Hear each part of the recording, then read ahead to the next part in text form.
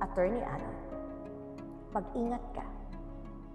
Si Trixie, pupunta dyan para sundan ka. I had a feeling. Pero okay lang kasi that's why I have a contingency plan set up just for this. What do you mean? Let me remind you.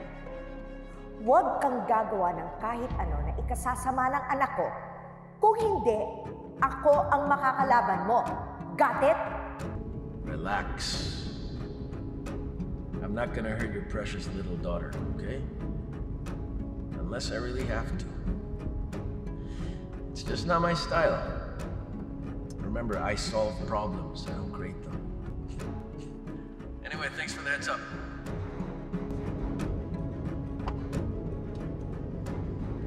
Lintik talaga yung mga anak ni Meredith. Mga anak ni Ramir. Iisa-isayin ko kayo.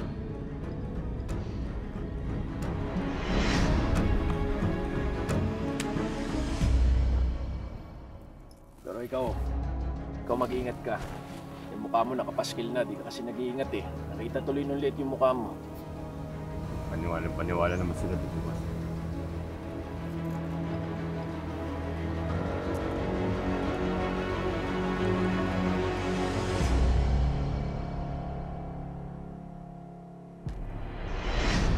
Sab, alam ko na kung paano ko lalaroin si Lilet at Trixie.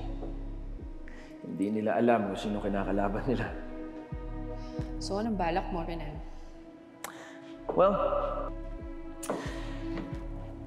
gagawa ako ng eksena. I'm gonna stage a hold-up. At kapag sinundan na ako ni Trixie at ni Lilet, which I'm very, very sure na gagawin nila, well, makikita nilang tatangay ng hold-up yung pera. Hold up? And then? And then, tutulungan ko sila laban sa mga hold-upper. That way, makukumbinsi ko silang inosente ako. Magmumukha pa akong hero. Ang galing mo din mag-isip ng kalokohan, no? Siguraduhin mo lang na hindi ka mabubuking sa lahat ng plano. Oh, pangbayad mo sa mga tauhan mo para sa kalokohan mo. Hindi lang kita mahal eh. Kailangan ko na yung return of investments ko soon, ha? Konti na lang. Maubusan na rin ako. Sab, trust me. Ako pa ba? Hindi ako magpapatalo sa kanila, no?